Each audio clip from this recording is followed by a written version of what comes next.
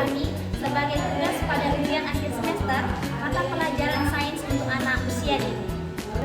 Nah, proyek kami ini bertemakan Science in Personal and Social Perspective, yang dimana Science in Personal dan Social Perspective itu yaitu mengembangkan pemahaman anak tentang kesehatan pribadi dan lingkungan.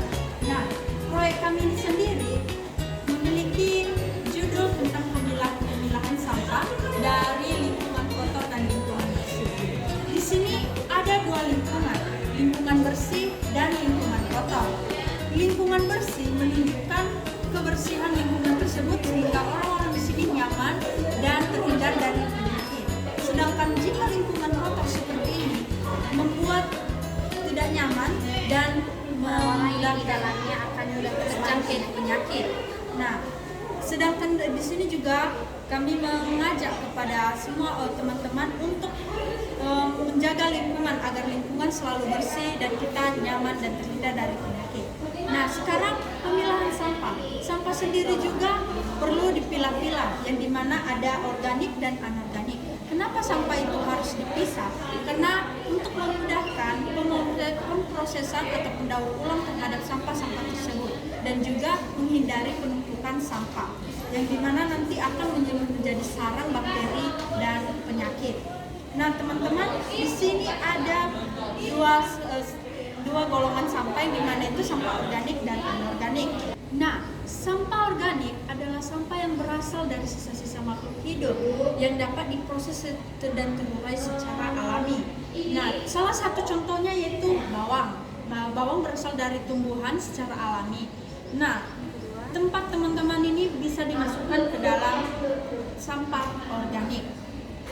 Bisa dilihat, tempatnya adalah sampah organik. Baik, sekarang kami akan menjelaskan tentang sampah anorganik. Baik, saya lanjutkan. Sekarang adalah sampah anorganik. Apa sih yang dimaksud dengan sampah anorganik?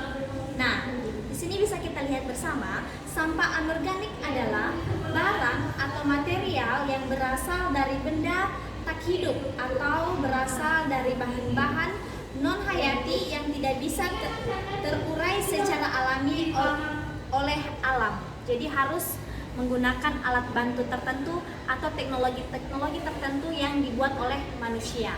Nah, sebagai contohnya apa? Nah, di sini ada beberapa sampah yang sering bertemu dengan anak usia dini sehari-hari. Itu apa saja contohnya nih? Sebagai contohnya ini ada kulit permen. Nah, kulit permen ini adalah tergolong sebagai sampah anorganik karena dia tidak mudah membusuk. Ketika dibiarkan begitu saja, maka ini tidak mudah terurai begitu saja oleh proses alam, melainkan harus dengan proses melalui alat-alat canggih yang dibuat oleh manusia. Nah, selanjutnya juga kertas seperti ini yang sering kita lihat sehari-hari atau anak usia dini pegang setiap mau belajar, ini juga tergolong sebagai sampah anorganik. Lalu masih banyak hal-hal lain yang atau sampah-sampah lain yang bisa tergolong sampah anorganik seperti tisu, kertas tadi, seperti kaca gitu. Itu kan tidak bisa terurai secara alami. Nah, pada kesempatan kali ini, apa sih yang menjadi pekerjaan dari anak usia dini? Nah, contoh nih, ketika kita membawa media ini kepada anak usia dini, maka kita menyuruh mereka untuk memilah sampah, mana yang tergolong sampah anorganik dan mana yang tergolong sampah organik.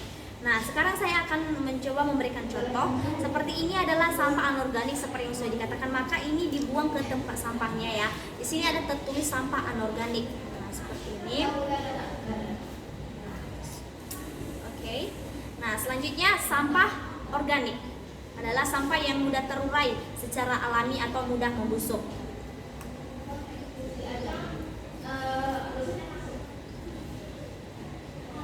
Oke. Nah, dengan kita melakukan proses ini, maka akan mempermudah proses pengolahan pada sampah. Baik, setelah kita memilah-milah sampah, di sini anak akan melatih keterampilan kognitifnya, di mana anak akan lebih menambah pengetahuannya tentang sampah, tentang lingkungan bersih dan kotor, tentang pengelompokan sampah-sampah organik dan anorganik, fungsi sampah tersebut. sehingga anak bisa menjaga kesehatannya sesuai tema kami tadi, Science in Personal and Social Perspective. Nah, berikutnya, media pembelajaran anak ini jika kita implementasikan kepada anak usia dini, ini juga dapat melatih motorik mereka. Kenapa? Karena mereka bisa diarahkan untuk mengelompokkan sampah-sampah tersebut, langsung mempraktekkannya di mana